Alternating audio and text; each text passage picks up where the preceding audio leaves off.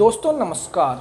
आज इस वीडियो के अंदर आपको बताऊंगा, अगर आप कोई भी बिज़नेस स्टार्ट करना चाहते हैं, मैन्युफैक्चरिंग एरिया के अंदर आप कोई भी प्रोडक्ट बनाना चाहते हैं, तो उसमें आपको एक पुरानी मशीन को लेना चाहिए या नई मशीन को ख़रीदना चाहिए। तो उसके बारे में इस वीडियो के अंदर आपको मैं कंप्लीटली जानकारी देने की पूरी कोशिश करूँगा कि आपको क्या करना चाहिए, और प्रैक्टिकली भी आपको बिज़नेस के अकॉर्डिंग आपको समझाऊँगा कि पुरानी बेस्ट मशीन लेना अच्छा होता है या नई मशीन लेना बहुत अच्छा होता है। तो उसके बारे में आपको इस वीडियो के अंदर कंप्लीटली जानकारी दूंगा, इसलिए वीडियो को शुरू से लेकर एंड तक ज़रूर देखना। बहुत ज़्यादा काम की वीडियो है आपके लिए।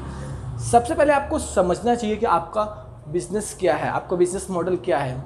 मान लिया आप टेक्निकल एरियाज़ के अंदर हैं, वहाँ पर आपको टायर मैन्युफैक्चरिंग करना है, जो रिटेडी टायर्स होते हैं, जो पुराने टायर के ऊपर रबड़ चढ़ाई जाती है। अगर उस एरिया के अंदर आप काम करना चाहते हैं, आप जानना चाहते हैं कि उसमें कौन कौन सी मशीन्स होती है, क्योंकि वो मशीनें नई भी आती हैं, उसमें 3-4 टाइप की मशीन लगती है और वो बहुत महंगी होती है, कॉस्टली मशीन होती है, और आपको उस बिज़नेस के बारे में पहले पता ही नहीं हो, पहले आपको जानकारी नहीं हो कि बिज़नेस चल पाएगा नहीं चल पाएगा। अगर मैं इन मशीनों को ले लेता हूँ, मेरा बिज़नेस चल पाए या ना चल पाए।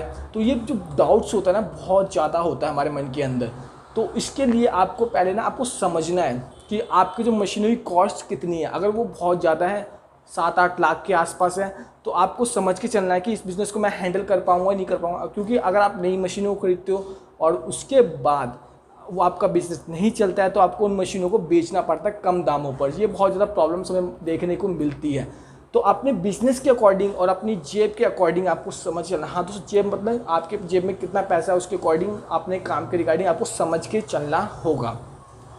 और इस बिज़नेस के रिगार्डिंग आपको बता रहा हूँ, और आपको ये भी समझना है कि जो मशीन है, मान लो कोई भी बिज़नेस हो जिसमें आपको 1 से 1.5 लाख की मशीन लेनी पड़ रही है, और फिर आप कोई सेटअप स्टार्ट करेंगे, मान लो गोलगप्पे का या गन्ने की जूस की मशीन आप ले रहे हैं, नई मशीन ले रहे हैं, तो वो अगर आपको पुरानी मिल रही है, तो अगर वो मिल रही है पुरानी, तो आप उसको भी ले सकते हैं। हाँ दोस्तों, क्योंकि अगर जब पुरानी मशीन को आप ख़रीदते हो, आपको 1 लाख की मशीन अगर आपको 60,000 रुपये की मिल रही है या 50,000 की रेंज में मिल रही है, चलती हुई एक्टिव मशीन मिल रही है, तो आपको उसको ख़रीदना चाहिए। क्योंकि उससे आप वर्किंग करेंगे, यूज़ करेंगे, मान लो उसमें दिक्कत आ रही है, पर आप उसको बिज़नेस प्लान को अपने मार्केट में आप इस्तेमाल करके देख सकते हैं कि बिज़नेस चलेगा या नहीं चलेगा। अगर बिज़नेस चलता है, अच्छा एक्टिवली चलता है और आपको पैसे कमा के दे रहा है, तो आप नई मशीन खरीद सकते हैं। हाँ दोस्तों, नई मशीन को भी आप खरीद सकते हैं। पर अगर आपने नई मशीन ले ली 1.5 लाख रुपये के रेंज में, नई मशीन आपने अगर 1.5 लाख की ले ली और आप उस बिज़नेस को प्रैक्टिकली यूज़ कर रहे हो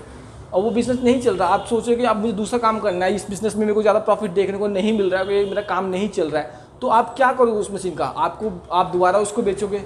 आप सोचोगे इसको पुराना डिस्ट्रीब्यूटर को बेच दूँ, रिटर्न कर दूँ या कुछ करूँ, मेरे से इससे काम नहीं चल रहा है, तो आपको जिसको प्रॉफिट जो आप मशीन आपने खरीदी होगी उससे तो बहुत ज़्यादा कम उसकी कीमत हो जाएगी। तो ये जो प्रॉब्लम्स होती है ना, बहुत फेस करने को हमें देखने को मिलती है।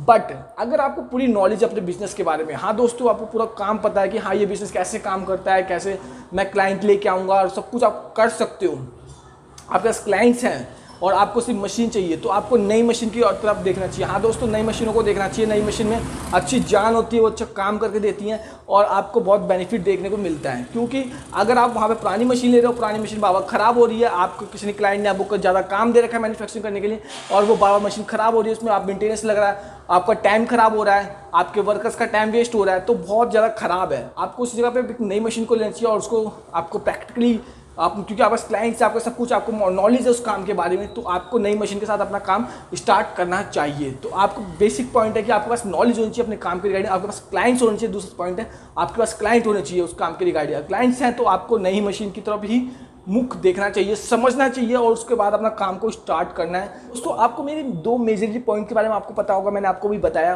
अगर आपको नई मशीन खरीदनी है तो आपके पास ये 2 पॉइंट्स होने चाहिए। आपके पास नॉलेज होनी चाहिए बिजनेस के बारे में और आपके पास क्लाइंट्स होने चाहिए, तो आपको नई मशीन को ही खरीदना है।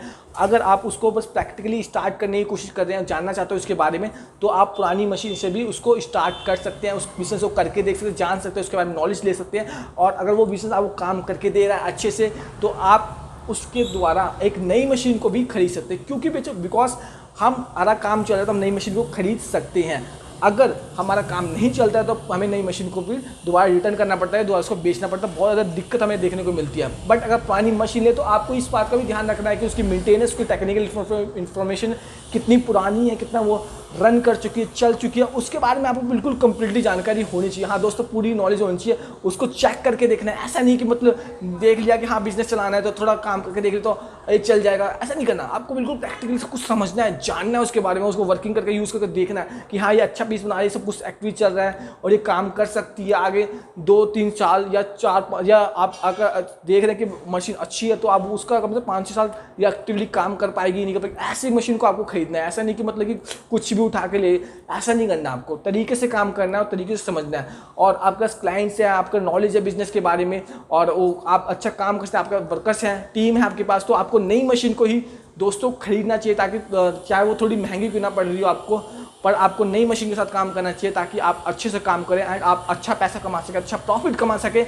और अपने लिए और अपने देश के लिए कुछ अच्छा काम कर सकें। हाँ दोस्तों, जब हम काम करते हैं, वर्किंग करते हैं और बिजनेस करते हैं तो हम अपने देश की इकोनॉमी को भी बढ़ाते हैं। तो ये बहुत अच्छा है कि आपको समझ में आ रहा होगा कि आपको पुरानी मशीन की तरफ फोकस करना है या नई मशीन की तरफ। तो ये चीज़ों के बारे में आपको मैंने पूरी जानकारी दी है कि आपको क्या चीज़ का ध्यान रखना है। कभी कोई बिजनेस स्टार्ट कर रहे हैं तो आपको नई मशीन को लेना है, पुरानी मशीन को, तो इन चीज़ों का आपको पास अच्छे से ध्यान होना चाहिए। अगर आप न्यू हो, आपको काम के बारे में जानकारी नहीं है, तो आप पुरानी, अगर आप बिजनेस को देखना चाहते हैं तो आप पुरानी मशीन के साथ भी बिजनेस को स्टार्ट कर सकते हैं। वीडियो अच्छी लगे तो प्लीज़ वीडियो को लाइक करना, चैनल को सब्सक्राइब करना, वीडियो को शेयर जो करना। कोई समस्या तो आप मुझसे कमेंट करके पूछ सकते हो। Thank you guys.